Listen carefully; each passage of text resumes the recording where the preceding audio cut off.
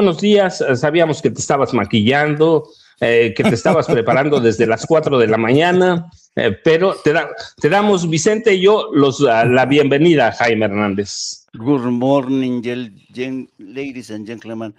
Ahora Vicente anda Todavía no despierta bien Jaime Hernández. Despierta, Jaime, despierta. Ahora Vicente anda de itinerante.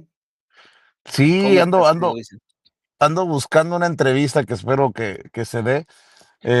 Pero mi querido Jaime, con siempre el gusto de saludarte, como el gusto de saludar a Paco, que me dice Ceci que anda medio enfermillo, así que te deseo que te sientas mejor muy pronto, mi querido Paco.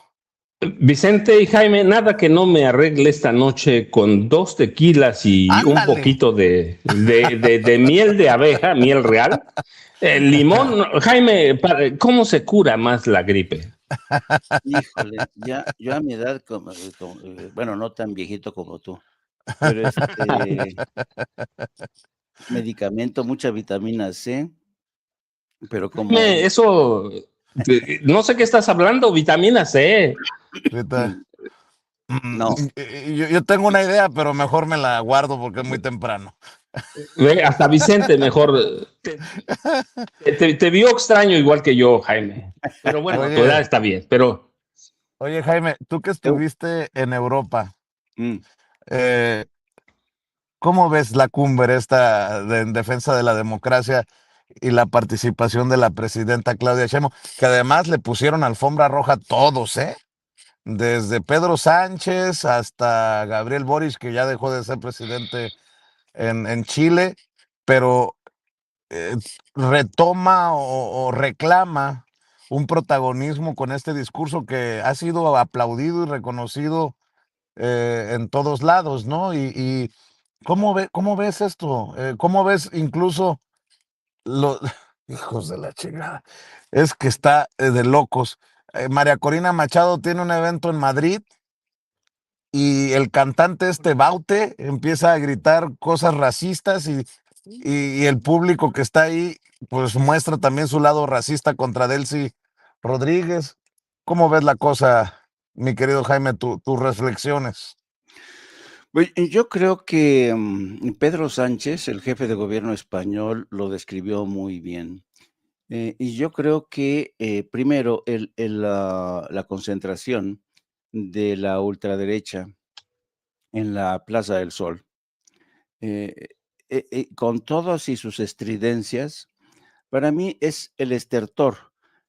Son los últimos coletazos de las cumbres de ultraderecha que encabezaban o auspiciaban personajes como Mario Vargas Llosa, que ya pasó, ya nos abandonó, y que en algún momento tuvieron como invitados de excepción a Ernesto Zedillo y a Felipe Calderón. No hay que olvidar que Mario Vargas Llosa en algún momento defendió a Ernesto Zedillo y dijo que los mexicanos éramos unos ingratos por no reconocer el mérito, la trascendencia de personajes como Ernesto Zedillo. Claro, el problema es que seguramente Mario Vargas Llosa nunca reflexionó a fondo sobre el legado, el pesado legado, la lápida que nos dejó Ernesto Zedillo con el Fobaproa, con la privatización de los ferrocarriles, con la crisis del 94 que compartió con Carlos Salinas de Gortari. Y luego tienes como invitados de excepción al Borolas, Felipe Calderón y a este personaje Ernesto Zedillo, pues te das cuenta de hasta qué punto los líderes de la extrema derecha, y ahí incluyo ahora a Corina Machado, que tuvo la desvergüenza, el humillante acto de entrega de su Nobel a trasmano para Donald Trump. Eso te habla de que sí, efectivamente, las cumbres, las reuniones de la extrema derecha, y ahora este espectáculo tan vergonzante de Milei, rindiéndole tributo a un genocida como Benjamín Netanyahu. Esa es la extrema derecha, esos son los actos, las reuniones, los cónclaves, que pues ya realmente están, desde mi punto de vista, no tienen ni el respaldo popular que tiene ahora la izquierda en todo el mundo. Y yo creo que aunque la presidenta haya dicho que no fue una cumbre anti-Trump, pues claro que fue una cumbre anti-Trump, porque todo el discurso de todos los participantes fue en el sentido de que no se puede aceptar la ley de la jungla, no se puede aceptar el unilateralismo militar y violento de Donald Trump. Y esto ha resucitado a la izquierda internacional. Durante mucho tiempo, la Internacional Socialista fue ese, digamos, ese organismo que representaba los ideales de la izquierda internacional cuando a sus cumbres acudían Yasser Arafat, Muammar Gaddafi. El PRI siempre figuró como una parte observadora por parte de México. En España, Felipe González, François Mitterrand. Era la época en que la izquierda, de alguna manera, dictaba el rumbo de muchas socialdemocracias emergentes. Pero ahora, ante esta crisis de la izquierda que ha permitido, sobre todo en Europa, el desmantelamiento del estado del bienestar, surgen fuerzas revulsivas muy potentes como la de Claudia Sheinbaum. Y a mí me pareció que con la modestia que caracteriza a la presidenta de México, acudió a esta cumbre no para dar cátedra, no para demostrar su poderío, sino simple y sencillamente para reiterar algunos de los principios básicos de nuestra Constitución y nuestra historia. Ella se encargó de pespuntear de cuáles son los principios que rigen nuestra Constitución y su gobierno, el de la no a la intervención, la solución pacífica de las controversias y la defensa de la soberanía. Y habló también de que, y con este mensaje, pues evidentemente fue una forma de responder al discurso de Donald Trump, que por cierto no surgió el día de ayer. Otra cosa es que haya cobrado bríos recientemente con este personaje, sino que el discurso de los neoconservadores que inauguran los Bush, que no reconocen fronteras, que no reconocen soberanías, que consideran que el concepto de soberanía es una bagatela, pues no, la presidenta de México llegó para reiterar que estos principios son inamovibles, ¿no? Así es que, y además yo creo que su sola presencia demostró el carisma, la poderosa gravitas de esta mujer que ha cautivado a propios y a extraños. A mí realmente me sorprendió el amor, el afecto que recibió Claudia Sheinbaum a su paso por Barcelona, el encuentro con personajes señeros de la cultura, la política en España, el encuentro con la comunidad mexicana, con encuentros con personajes como Joan María Serrat, un hombre al que le ha sido difícil defender las señas de identidad del catalanismo, un hombre que incluso fue incomprendido en su propia Cataluña. Y luego fue a este centro donde es el centro más grande que tiene una sociedad con México en el ámbito de la inteligencia artificial. Una agenda muy apretada, una agenda muy intensa, pero solamente fue una probadita del tremendo liderazgo y sobre todo la popularidad creciente de esta mujer, que ha impactado positivamente. Tenía mucha razón Andrés Manuel López Obrador cuando decía que Claudia Sheinbaum era giganta, que se iba a convertir en muy poco tiempo en una de las jefas de Estado más importantes en el escenario internacional. Aquí lo vemos como efectivamente cuando sale por primera vez a Europa, su peso se deja sentir, su carisma, el orgullo de defender las señas de identidad mexicanas, mientras que en Madrid, ¿sabes?, daban el pataleo acusando a Pedro Sánchez de organizar una cumbre con narcoestados, así lo definió la señora Isabel Ayuso, la jefa de gobierno de la Comunidad de Madrid. Dijo que los que se reunieron en Barcelona eran representantes, todos ellos de narcoestados. Bueno, esta declaración de Isabel Ayuso causó tal rubor, tal vergüenza en el jefe de gobierno español, Pedro Sánchez, que se vio obligado a pedir disculpas en nombre de la sociedad española a todos y cada uno de los jefes de Estado que se reunieron ahí. Ya sabemos que el término de narcoestado que acuñaron la gente del PAN, la gente del PRI, en este afán para tratar de serruchar el piso de Claudia Sheinbaum, pues ha tenido una respuesta inmediata de Pedro Sánchez que le avergonzó estas declaraciones de esta señora Isabel Ayuso, asegurando que esa cumbre eran de puros narcoestados. Y evidentemente, pues a esta mujer ha caído en el descrédito. Fíjense bien, una mujer que acusa a todos los que participaron en Barcelona de acudir a una cumbre de narcoestados, la mujer que ha acudido a Mar-a-Lago a rendirle pleitesía a Donald Trump. También un genocida, porque no hay que olvidar que Donald Trump le dio la bendición a muchos de los operativos de Benjamín Netanyahu en Gaza y Cisjordania, y ahora está perdido en medio de una estrategia enloquecida, perdón, por el tema de Irán. Así es que este es mi saque, queridos caballeros.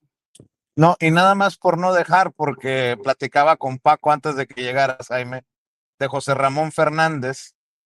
Pues yo creo que como él dice que estamos en una dictadura con Claudia Sheinbaum como presidenta, pues yo creo que extraña, no sé si a Calderón o a Peña Nieto o a Salinas o a quién extrañará José Ramón Fernández, porque ahora resulta que México está en una dictadura y le pasaron de noche todas las cosas que han ocurrido en nuestro país. Yo creo que lo que quiso decir es regresemos al PRIAN o regresemos a lo que teníamos, y me parece algo de locura, mi querido Jaime.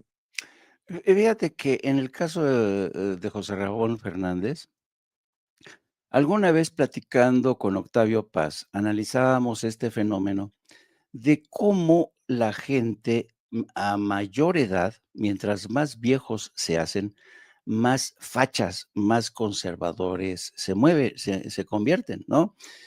José Ramón Fernández siempre fue un hombre de derechas, un hombre que hablaba sin filtro desde hace mucho tiempo, pero que con el tiempo no ha sabido envejecer, se ha tornado en un personaje ultraconservador.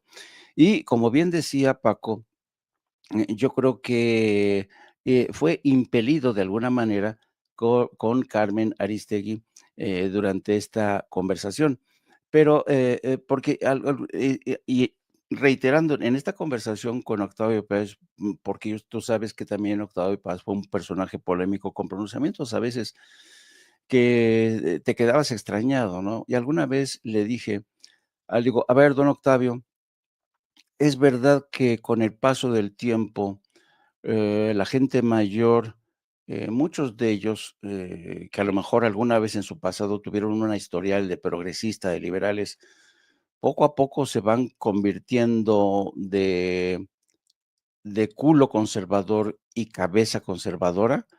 Luego, ¿ese es su caso? Usted, que fue alguna vez liberal, ¿tiene el culo liberal y la cabeza conservadora? Se emputó Octavio Paz con este cuestionamiento, pero no rehuyó y dijo, pues sí es posible que yo, con el paso del tiempo, haya adoptado cierto sesgo conservador, y reconozco que también tiene que ver con la biología, con el paso de la edad, ¿no?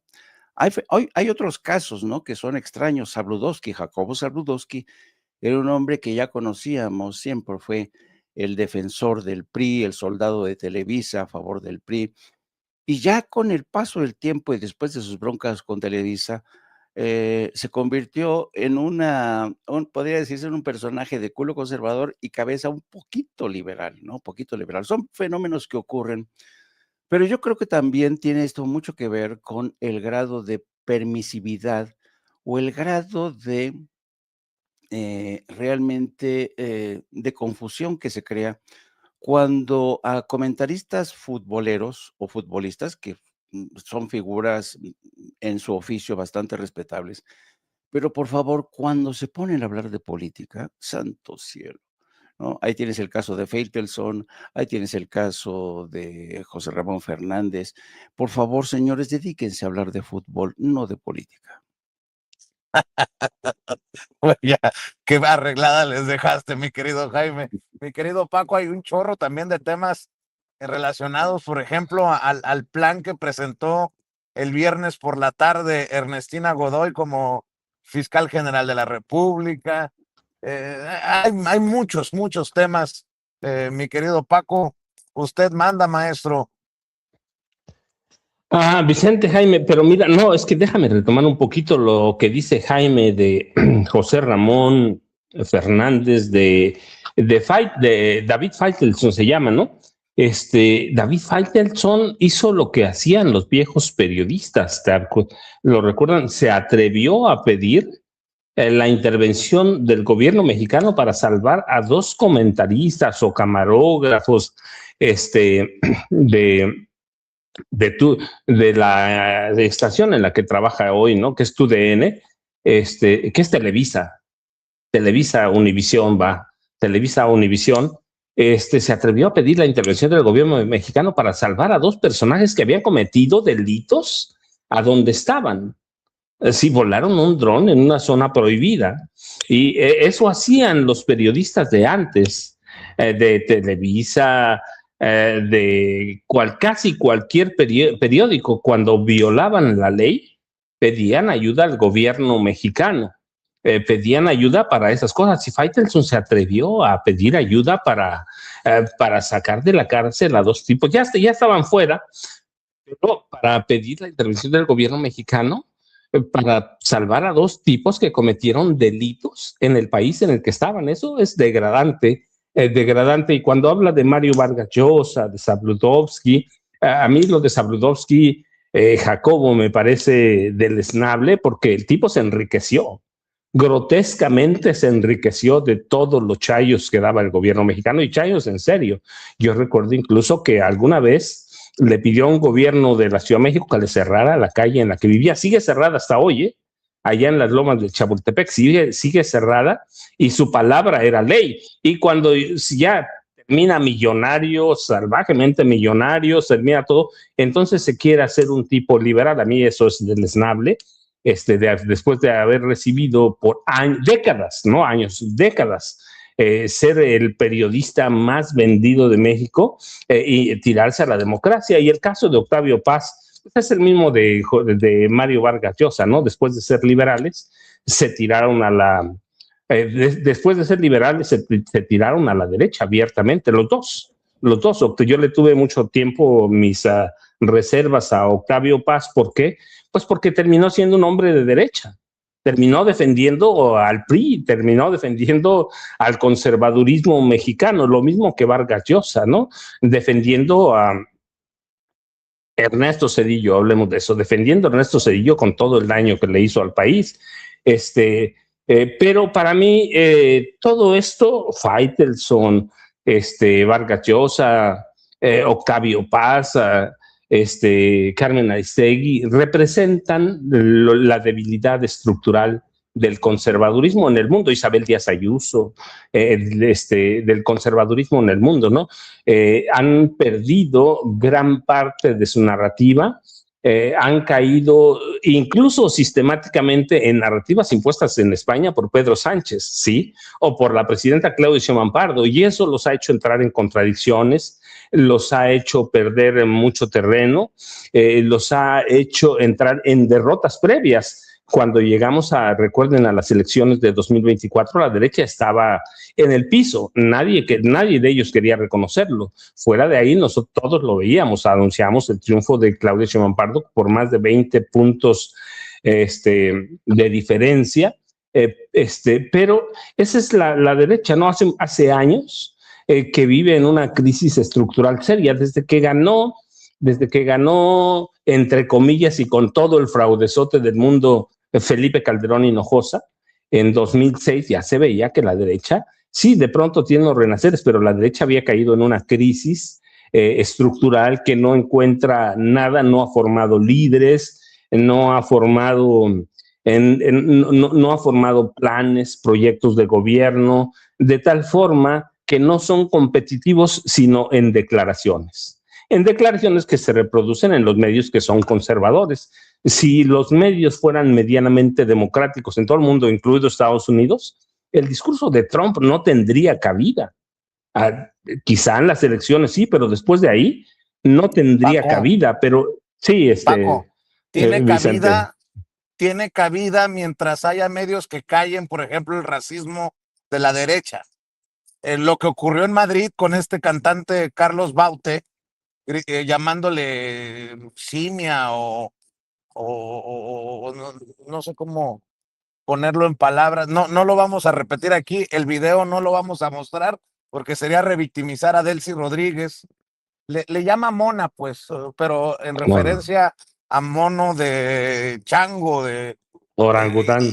Sí, y que la derecha, los derechosos que están ahí apoyando la figura de Díaz Ayuso o de María Corina Machado, que coreen estas cosas. Mientras exista eso, claro que va a tener cabida y eco el discurso de Donald Trump, que hemos también señalado tiene mucho de racismo.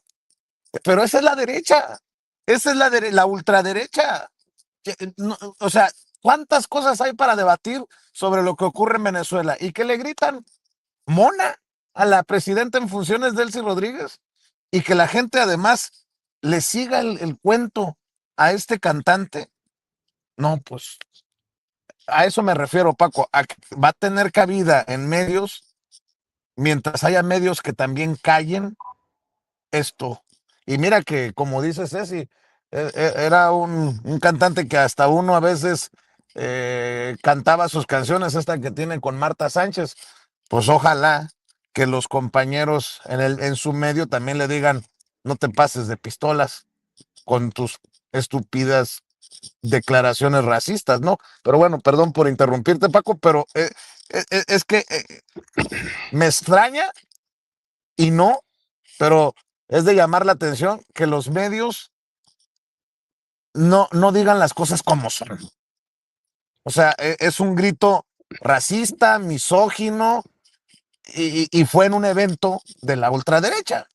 Pero no, muchos medios van a preferir hablar de la multitud que reunió María Corina Machado frente a las decenas de personas que solamente logró juntar en el consulado de Barcelona Claudia Sheinbaum Pardo, solo por dar este punto de manipulación de los medios, precisamente de lo que hablabas, Paco. No, Vicente y Jaime, bueno, aquí lo hemos dicho no en una ocasión, en varias veces, y lo decimos siempre que podemos. Sí, el problema es que la derecha tiene sus medios, que son la gran mayoría de los medios viejos aquí en Estados Unidos, en el mundo entero. La derecha, hay que recordarle, tiene dinero, y justamente por eso haríamos mal en tratar de invisibilizar a esa derecha, extrema derecha. Tienen medios y sí tienen seguidores, y lo que tenemos que hacer es reconocerlos, pero hablando ya en plano desde afuera, pues la derecha no encuentra camino, está perdida. Lo máximo que tienen en este momento es a su Jesucristo Trump. Sí, y es un tipo ignorante, independientemente de que es un pedófilo, de que es un asesino, un genocida, decía Jaime. Y sí, claro, no solo apoyó el apoya el genocidio, ¿no? Las bombas de Israel las entrega el gobierno de Estados Unidos. Así que, no, pero es un tipo ignorante, burdo, lépero, muy limitado, por más que sea multimillonario, porque pueden ser listos para hacer dinero. Aquí hemos tenido algunos de esos, o tenemos muchos, pero eso es una cosa. Lo otro es que encuentre la oposición política el discurso, y hace mucho que no lo tiene. No, ahora lo perdieron con Fox, y con Fox no llegaron, recuerden, a la presidencia de México por su gran discurso. Con Noboa en Ecuador no llegaron por su gran discurso. En Argentina no llegaron con Milei con su gran discurso. Llegaron con discursos muy limitados, pequeñitos, tanto que se perdieron de inmediato y no lo encuentran. No lo encuentran, y ahí está lo que hablábamos empezando con este tema. A los argentinos en esta crisis los tenemos comiendo carne de burro, a los ecuatorianos los tenemos sumidos en una crisis bastante fuerte, pero todos entregados a Estados Unidos. Corina Machado, que está, ya se lo ha, fíjate, fíjense, para que se lo diga Trump, no tiene cabida en el gobierno de Venezuela, no tiene cabida. La gente que está gobernando en Venezuela está muy bien, sí, pero la cuestión, la derecha hace décadas no encuentra el camino, no encuentra el discurso, pero tiene a sus grandes medios de comunicación. En México tenemos prácticamente, fuera de un puñado y sin incluir a los medios alternativos o los medios independientes, toda la vieja prensa es de derecha o de extrema derecha, según se ve el caso. Por ejemplo, hay que ver Reforma, que es un proyecto político de extrema derecha, pero lo mismo es Excelsior. Quizás salvemos con todos los asegúnes, Jaime nos podrá decir, salvemos a La Jornada, salvemos al Semanario Z en Tijuana y algunos otros en el resto del país, pero tenemos una prensa de derecha, lo mismo que en el resto del mundo. En El Salvador, no digas cómo llega a Bukele, que se ha convertido él sí en un dictador, ha preparado y ha sentado las leyes para servir las reelecciones que él tenga, que quiera hacer. Así que la oposición en México, como en el resto del mundo, o la derecha, vamos a decir los conservadores, porque en algunos lugares no son oposición, primero, no encuentra ni reconoce sus errores. El segundo, mantiene una postura de confrontación porque no tiene discurso, porque no tiene proyecto, porque no tiene nada, pero sigue siendo peligrosa, Jaime y Vicente. Así es. Bueno, deberíamos de ver nada más la cobertura al encuentro de Milei con Netanyahu, ¿no? Vaya momento para que Milei vaya a tirarse de tapete a Netanyahu. Y por cierto, hablando del conflicto, se volvió a cerrar el estrecho de Hormuz, y dice Irán que otra vez tiene control del estrecho. Sigue el pleitazo y sigue la tensión.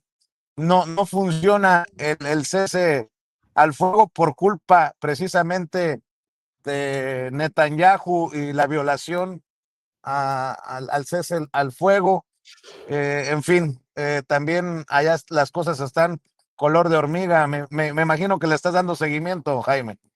Así es. En el curso de las últimas horas, realmente, ustedes saben que el cese de hostilidades, la tregua propuesta por Donald Trump a Irán, vence mañana por la noche. Pero esta tregua, lejos de aproximar posiciones, lo que ha servido es para tratar de emboscar una concentración masiva de aeronaves, portaaviones, que Estados Unidos ha ido acumulando en el curso de las últimas semanas. Hay ya más de 50,000 efectivos, hay portaaviones, hay un contingente enorme de aviones, y apenas ayer la inteligencia rusa informó que Estados Unidos estaba preparando un ataque masivo contra Irán. Irán ya lo había advertido. Irán ya sabe, ya conoce muy bien a Estados Unidos, sabe que Estados Unidos siempre traiciona a sus interlocutores, ya sean aliados o enemigos, siempre traiciona a Estados Unidos en este afán de dar la sorpresa, ¿no? De dar el primer golpe. Pero Irán durante todo este tiempo ha aprovechado para reabastecerse de armamento, ordenar nuevas órdenes, reabastecerse de todo, ordenar el desplazamiento de más misiles, más hombres en todo el territorio, porque saben que Estados Unidos está preparando un gran ataque. Ahora, dicho esto, Estados Unidos sigue con la simulación, el paripé de un encuentro en Islamabad. Esta noche parte a Islamabad J.D. Vance con este par de inútiles. Bueno, son como los tres chiflados: J.D. Vance, el yerno del presidente Trump, Jared Kushner, y Steve Witkoff, que solamente sabe de negocios inmobiliarios. Hay versiones ya de analistas muy críticas con esta triada que ha echado a perder todas las negociaciones, porque se sabe que sobre todo Jared Kushner es un activo del régimen sionista de Benjamín Netanyahu. Así es que hay pocas esperanzas. Irán ayer dio por terminadas las negociaciones, dice que no va a acudir a Islamabad, y nos volvemos a encontrar con esta práctica clásica ya de Donald Trump, que ha convertido a la guerra de Irán en un reality show. Dice que ya derrotó a Irán, que Irán le está suplicando por la paz, que quiere negociar, y lo que va a hacer después, es decir, ya ven, nosotros tenemos voluntad de negociar, pero los iraníes son unos salvajes, son unos terroristas, etcétera, etcétera, para justificar el ataque. Así es que, y además, Irán, que ya conoce las intenciones de Estados Unidos, ayer atacó a un buque de guerra estadounidense luego de que este buque incautara un buque petrolero iraní. Y con esto se rompió de facto el cese de hostilidades, que no fue a más, pero todo parece indicar que, o una de dos, Trump, porque sabe muy bien que la misión de invadir Irán es una tarea muy arriesgada, van a perder la vida ahí millones.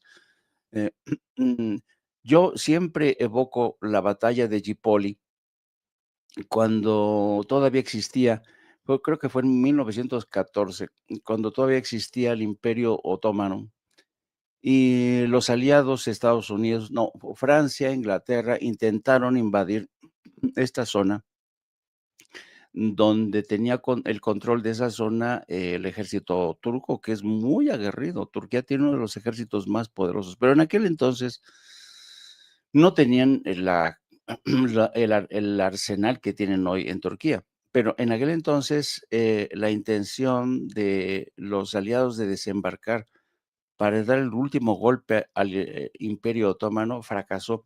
Perdieron la vida 500,000 de soldados, 500,000.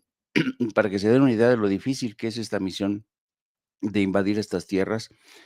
Así es que yo sospecho que si Donald Trump se atreve a lanzar un ataque, porque sigue insistiendo con sus peticiones maximalistas, a saber, que Estados Unidos, digo, que Irán renuncie a su armamento, al enriquecimiento de uranio; dos, que reabran el estrecho de Hormuz, y ya se sabrán, ¿no? Pero Irán, que no se achanta, no se arredra, ha dicho, pues no, por ahí no vamos a pasar.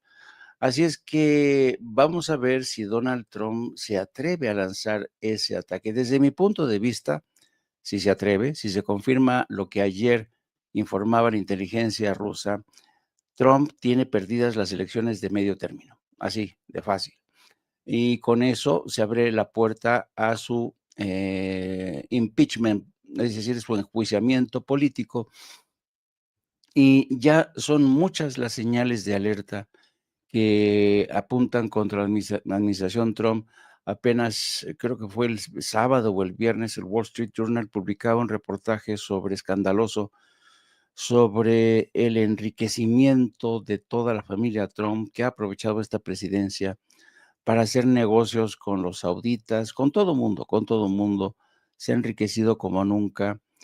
Siguen encubriendo desde el Departamento de Justicia el polémico escándalo de los Epstein Files, los archivos Epstein, que pinta a Donald Trump como un pederasta, un criminal, y yo creo que también esto va a seguir persiguiéndolo a lo largo de su presidencia. Ya están las apuestas de si va a terminar o no Donald Trump la presidencia, y ya son muchos los que apuestan en que no terminará su presidencia.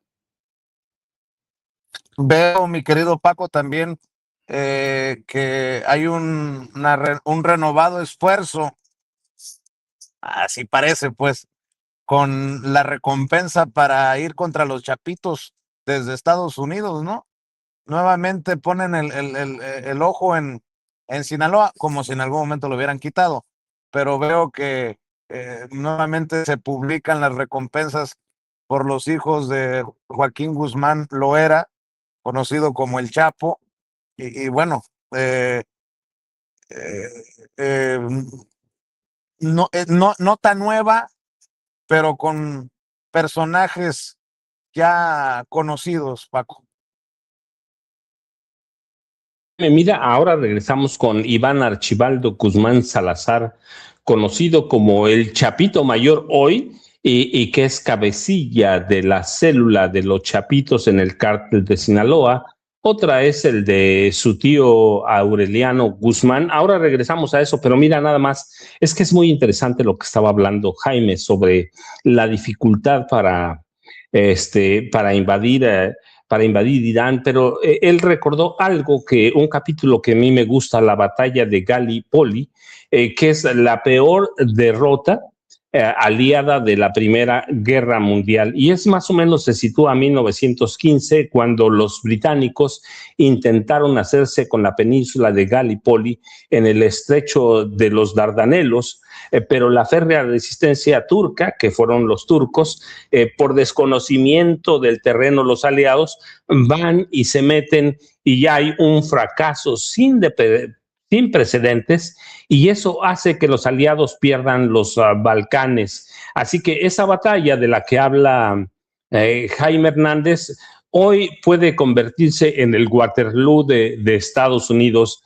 Una invasión masiva y ocupación territorial a Irán, nada más para hilarlo, se considera muy, muy difícil, Vicente y Jaime, casi imposible desde una perspectiva estratégica convencional como la que plantea Estados Unidos, por una combinación de geografía hostil en Irán, capacidad militar de Irán y los altos costos humanos y económicos que acarrearía un intento de invasión y ocupación.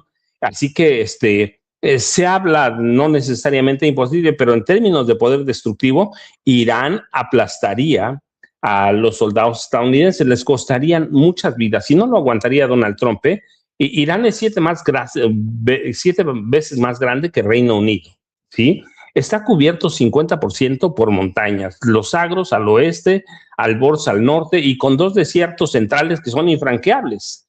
Y eso obliga a cualquier invasor a pasar por cuellos de botella montañosos que muchos soldados quedarían ahí tomando en cuenta la población de Irán, y eso facilitaría justamente la defensa, y serían dificultades logísticas para Estados Unidos. Y luego Irán ha construido, lo hemos visto en estos ya se van a cumplir 2 meses de guerra, ha construido una extensa red de túneles y ciudades subterráneas de misiles a profundidades hasta de 500 metros, lo que hace invulnerable y haría un blanco fácil de los soldados estadounidenses. Irán controla no solo el estrecho de Hormuz, controla su territorio. Tiene una población cercana a 80, 90 millones de habitantes. Y estos habitantes son, yo digo como los mexicanos, tienen un alto grado de nacionalismo, y eso significa que una ocupación requeriría decenas de miles de tropas, más allá de los 50,000, que superaran en capacidad de despliegue a la mayoría de los iraníes. Irán tiene algo que no han descubierto, ya lo saben, y por eso, en parte por eso es esta guerra, las reservas del petróleo, no se quedaría sin combustible. Y Estados Unidos le ha dado oportunidad de rearmarse, así que el costo político y humano, tomando en cuenta la geografía, la población, el nazismo, el nacionalismo de las iraníes, sería un costo demasiado alto para, no solo para Donald Trump, sino para Estados Unidos. Así que yo solo quería subrayar lo que dice Jaime, porque sí, la batalla, si algo mostró la batalla del Gallipoli en la Primera Guerra Mundial, en los Dardanelos, es que necesitas planificar bien una guerra en terreno, sobre todo en terreno como el de Irán, para poder enfrentarla con medianamente posibilidades, no con éxito, pero posibilidades. Pero lo que mostró aquella batalla en 1915 es que es imposible entrar a una guerra si no estudias y reconoces el terreno que vas a pisar. Y el terreno iraní verdaderamente es infranqueable. Ya Jaime nos dirá si estoy en lo correcto, pero, y en el caso, mira, de Estados Unidos, para regresar al caso de el Chapito Iván Archibaldo Guzmán Salazar, Estados Unidos este fin de semana volvió a la carga, reofreciendo $10 millones, que me extraña, $10 millones. No, hombre, ¿quién lo va a entregar por $10 millones? Nadie. En este momento es el capo mexicano mejor posicionado, quizá el más peligroso. Es un hombre tremendamente ambicioso, debe tener máximo 42 años. Y no solo se ha consolidado después de la caída de Nemesio Oseguera Guzmán, es un hombre que es violento como su papá, es un hombre que es estratega, y después de la captura y condena, cuando la captura o recaptura de su padre en 2016 y su condena en 2019, asumió el control operativo del cártel de Sinaloa con su hermano Jesús Alfredo. Jesús Alfredo sigue libre, Ovidio ya sabemos está detenido, pero el Chapito Iván Archibaldo y su tío Aureliano Guzmán Loera comandan dos células o las células más poderosas de los Chapitos, y ahí también tenemos que incluir a la célula de Ismael Zambada Siqueiros, que es el hijo del Mayo Zambada. Pero este fin de semana lo que hace el gobierno de Estados Unidos es regresar a Iván Archibaldo Guzmán Salazar, a quien consideran uno de los mayores exportadores de fentanilo a Estados Unidos. Lo consideran un narco union millennial, extravagante, y eso de extravagante es para evitar la palabra violento, sanguinario, que tiene un grupo armado especial creado por él, los Ninis, y que es capaz de cualquier cosa. Así que después de la caída de Nemesio Oseguera Cervantes, Iván Archibaldo Guzmán Salazar, el Chapito, se convierte en el objetivo prioritario de las autoridades judiciales de Estados Unidos. ¿Qué dice el gobierno de Estados Unidos en esta nueva o en este renovado intento por apuntar o poner en el centro de la conversación a Iván Archibaldo? Bueno, dicen que él y su hermano Alfredo Guzmán Salazar comparten los papeles de liderazgo, pero que Iván Archibaldo es el que lleva la mano en el tráfico de las operaciones de fentanilo, que es la coordinación hasta Estados Unidos, el envío de precursores químicos de fentanilo de China a México, y él se encarga de la recaudación de las ganancias del narcotráfico para repartir entre todos los cómplices, la cúpula del cártel de Sinaloa, y es responsable de coordinar el tráfico de otras sustancias controladas como la cocaína, heroína, metanfetaminas y marihuana en el cártel de Sinaloa. Y lo que dice Estados Unidos es que para proteger a su organización, Iván Archibaldo comparte la responsabilidad de las operaciones de seguridad.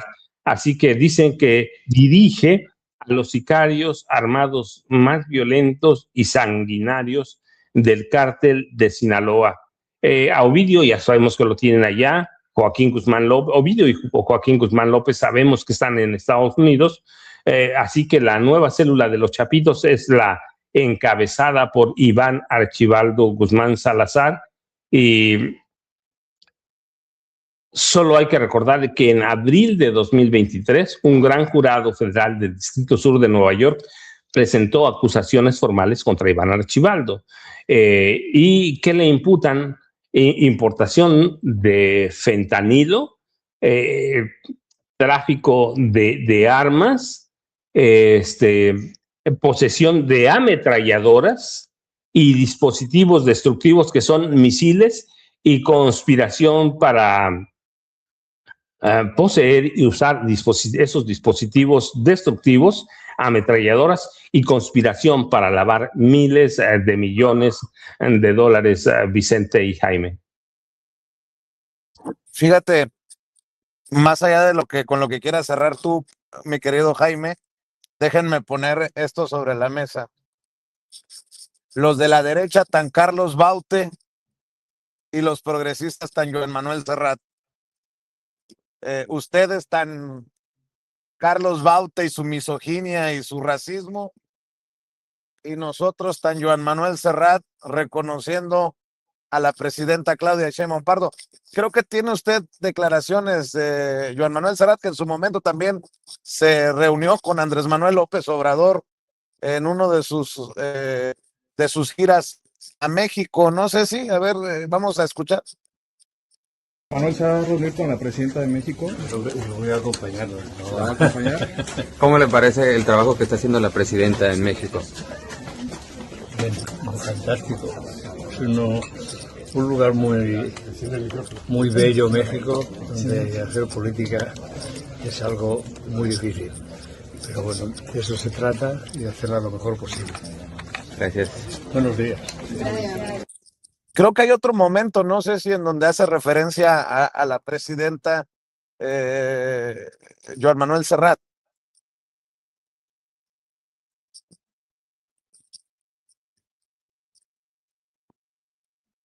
Sus años conociéndola, desde que tuvo el gobierno de la Ciudad de México, en fin. Y es una mujer a la que admiro, que respeto profundamente. Es una científica, por lo tanto una mujer preparada, una mujer que ha tenido cargos públicos anteriormente, una mujer que ha estado gobernando anteriormente, lo cual es lo que tiene que su proyecto de futuro y su manera de funcionar, sabe muy claramente lo que tiene que hacer, y esperemos que pueda llevarlo a cabo con la fuerza y la colaboración de todos los mexicanos. Muchas gracias. Muchas gracias. Respeto profundamente, dice Joan Manuel Serrat, a Claudia Sheinbaum. Y esto de la supercomputadora en Barcelona pareciera un tema para muchas personas sin trascendencia, pero colocaría a México como punta de lanza tecnológica en América Latina. Ojo con esto, en momentos en que la tecnología, los avances digitales son prioridad en el mundo, México da un paso adelante y primero que muchos otros países. Por eso posicionará a nuestro país la supercomputadora mexicana como líder en América Latina. Y con lo que usted quiera cerrar, maestro Jaime Hernández, le voy a pedir a la gente que nos está viendo y escuchando que nos ayude con los likes, mientras ya sale el sol acá en Sonora. Likes, lluvia de likes, para que no nos esconda YouTube, para que nos haga disponibles a más personas que como ustedes nos ven y nos escuchan a través de Sin Censura TV, Sin Censura Media, Sin Censura Presenta, y en Facebook a través de Sin Censura TV y Sin Censura con Vicente Serrano. En la X, antes Twitter, también estamos transmitiendo en @_Vicente Serrano. Mi querido Jaime.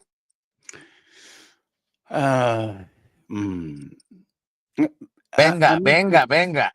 no, a mí siempre me ha parecido un tanto exagerado el hecho de que los medios, sobre todo los medios mexicanos, le concedan a los artistas españoles una suerte de derecho de veto, ¿no? Esta pregunta que tan bobalicona por parte del reportero, ¿qué le parece cómo lo está haciendo la presidenta de México? Que es la primera declaración que pusieron de Juan Manuel Serrat. A mí, francamente, cuando hablamos de un José Manuel Serrat, que en estos momentos vive ya una vida de semirretiro, que no está muy bien informado de lo que pasa en México, pero esta respuesta la da un cantante que tiene, sí, un cariño por México. México le ha dado muchísimo a Juan Manuel Serrat y no podía ser la respuesta de otra manera. La respuesta, bueno, sí, es una presidenta en las condiciones difíciles de México, te da una respuesta ambivalente, ambigua, porque la realidad de México sí es difícil, pero también es la de todo el mundo, ¿no? Y con esto te das cuenta que la percepción que hay de México en España es la de un país con serios problemas por el narco, por las muertes, etcétera, etcétera, ¿no? Que yo digo que en España, en general, se tiene un déficit tremendo de conocimiento sobre México. Eso es en la primera parte. Y en la segunda parte, ya Joan Manuel Serrat habla de la admiración, que yo creo que es una respuesta mucho más calibrada, en la que habla una mujer que hay que reconocerlo, es admirable Claudia Sheinbaum. Ahí donde llega, es tratada como una estrella de rock. Yo no sé en estos momentos quién es más famosa o quién tiene más seguidores, si Joan Manuel Serrat o Claudia Sheinbaum. Yo me atrevería a decir que es Joan Manuel Serrat, digo, ahora mismo es Claudia Sheinbaum, aunque claro, por supuesto, no quiero quitarle ni recortar la popularidad y el legado de Joan Manuel Serrat, ¿no? Es un gran cantautor, además es un personaje, es una figura que casi por necesidad y de forma involuntaria se convirtió en un personaje polémico porque Joan Manuel Serrat es un personaje conocido por su enorme tolerancia, porque es un hombre que ha viajado por el mundo con una formación cosmopolita, que siempre fue atacado por los extremos derecha e izquierda de su país, ¿no? Es un hombre al que le ha costado muchísimo su independencia y en ese sentido es admirable Joan Manuel Serrat, pero el Joan Manuel Serrat de hoy ya no es el Joan Manuel Serrat que cautivaba con sus letras, con sus canciones, en la década de los 60, 70, 80, ¿no? Estamos hablando de un Joan Manuel Serrat que hoy vive en el semirretiro, que sí, es un hombre muy culto, conocedor de México, y que a mí me basta con que haya dicho que es admirable la presidenta de México, porque ¿quién va a decir lo contrario, no? Bueno, salvo esta impresentable de Isabel Ayuso, que es un Bueno, ignorante, que es y un hay ignorante. muchos en los medios en México también que sí lo dirían. Ándale, Sí lo, ándale. sí le regatearían, Jaime. Claro, claro. Esos son sicarios, Vicente y Jaime, son vendedores, ¿no, Jaime? Sí. Y Bueno, hay un te hasta Carlos Marín le reconoce a la presidenta, con eso les digo todo, ¿no? Nótese mi sarcasmo.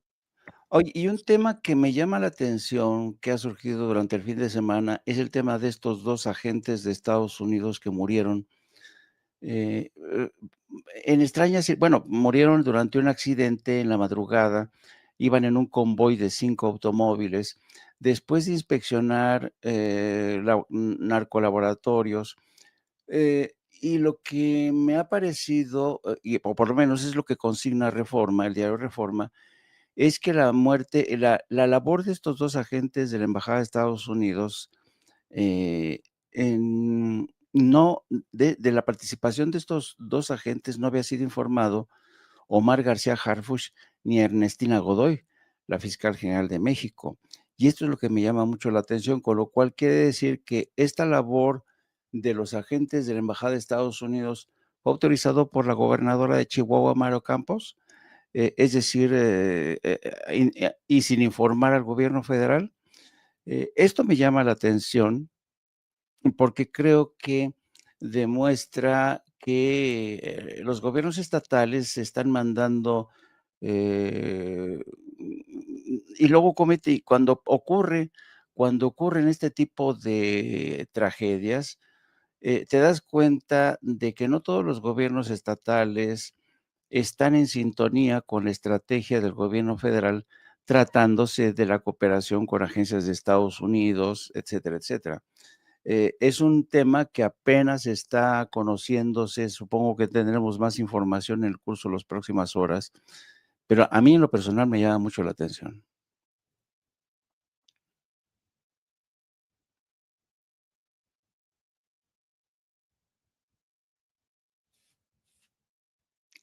No te escuchamos, Paco. Discúlpeme, como que se congeló Vicente para llegar allá a dónde va. Pero déjenme decirles, Jaime, yo les decía que tenía otro tema que tengo la impresión que tenemos que darle más información. Seguramente lo haremos mañana. El de el asesinato, ejecución, feminicidio, como quieran llamarlo, de esta jovencita Edith Guadalupe, que se han convertido en una se ha convertido como en una papa caliente, Jaime, en el que todo mundo quiere tener la razón. Yo les decía, hay que analizar este tema con la cabeza fría, porque, por ejemplo, yo les decía, vi ese video de esa persona en el elevador que ahora todo el mundo dice, es culpable. No sabemos si es culpable, no sabemos nada. Tengo la impresión de que de pronto se desbordó este tema en las redes y no se le está dando la justa dimensión. Es una barbaridad. Nunca hemos justificado sin censura ninguna ejecución, ningún asesinato de quien sea. Menos todavía de una jovencita, como Edith Guadalupe, pero tengo la impresión de que mañana podemos darle bien leído todo lo que está pasando. Jaime, no sé, supongo que igual que yo lo viste el fin de semana. Es un tema que no podemos soslayar, que afecta ciertamente a la Ciudad de México, pero que hay muchas aristas que se están perdiendo de vista y da la impresión de que lo más importante es que cada uno tiene la razón. Te decía, a mí me impresiona este video de esta persona que están difundiendo y viralizando, haciendo viral en las redes sociales, porque nadie sabe, pero todo el mundo ya dice, este es el culpable, es el reclutador, ni una investigación ni nada, pero todo el caso, a mí me parece, Jaime, salvo lo que tú opines, que este caso merece una atención mayor de esta jovencita, Jaime. Sí, a mí me han llamado la atención dos cosas. Primero, el manoseo que se le ha dado en las redes sociales a este tema, porque creo que pues, vivimos, no lo podemos negar, vivimos en la era de las redes sociales, donde los juicios de valor salen antes que el producto puro y duro de la investigación concreta.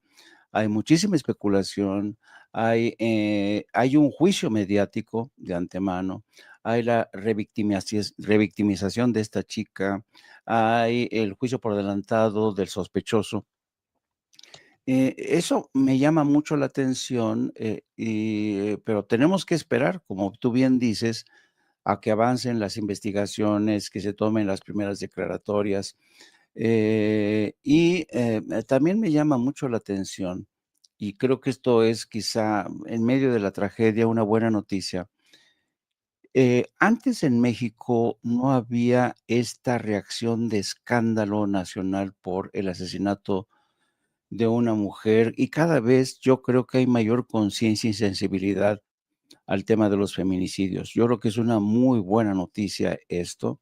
Poco a poco nuestra sociedad mexicana se ha ido sensibilizando, pero insisto, surge en un momento donde está esta gran paradoja que se produce porque hay muchísimo manoseo, muchísimo abuso de algunos quienes están en las redes sociales, de influencers, de comentaristas alegres, que sacan conclusiones antes de tiempo. Yo creo que hay que esperar la investigación. ¿Cuántas historias hemos visto de chicas, jóvenes, que se han convertido en una suerte de novelas por entregas, ¿no? En la que dicen, primero inculpan a un taxista, luego resulta ser que no, y luego van apareciendo partícipes de asesinatos, de cómplices, en fin, yo creo que es demasiado pronto como para seguir especulando, pero yo creo que esto hay que aclararlo, despejar dudas, sospechas, querido amigo. Sí, bueno, aunque vamos a seguir comentando mientras aparece la presidenta Claudia Sheinbaum Pardo, hoy quedaron que sí habrá mañanera.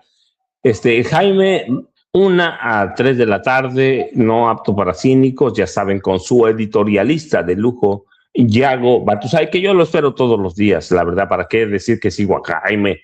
Yo soy seguidor de Yago Batusay, que es, gracias a Yago Batusay, no apto para cínicos, se está colocando poco a poco, ¿cierto, Jaime? 1 a 3.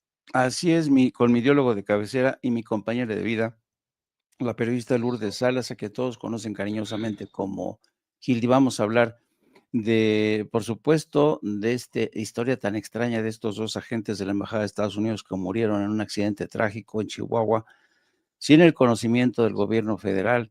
Y también vamos a hablar de esta enloquecida, frenética ronda de pronunciamientos de Donald Trump que confunde a la comunidad internacional mientras la inteligencia rusa advierte que Estados Unidos está preparando un golpe brutal contra Irán. Vamos a hablar de todo esto y también hacer un breve resumen de lo que fue el viaje de la presidenta a España. Yo creo que fue un viaje en muchos sentidos.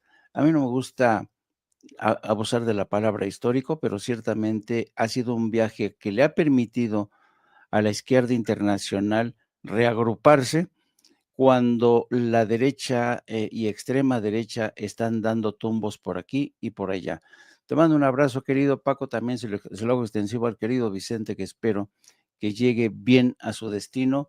Y también les recuerdo que a las 5 de la tarde están las charlas cruzadas del maestro Paco Cruz, que siempre nos ofrece temas muy, muy, muy interesantes. Bonito lunes a todos ustedes, bonito lunes, Ceci, bonito lunes, audiencia de Sin Censura. Fíjense, antes de que se vaya Jaime, no sé si nos va a alcanzar el tiempo, pero sí teníamos el video 15, ¿cierto? Discúlpenme, es de las videocharlas cruzadas, ya saben, 5 de la tarde, canal Astillero, videocharlas cruzadas con Francisco Cruz. Pero teníamos, es que ese tema de Chihuahua, Jaime, es mega interesante. Agentes de Estados Unidos actuando atrás o con autorización de gobernadores, haciendo trabajos por atrás del gobierno mexicano. Eso es peligrosísimo. Pero teníamos el video 15, ¿cierto, José? Sí.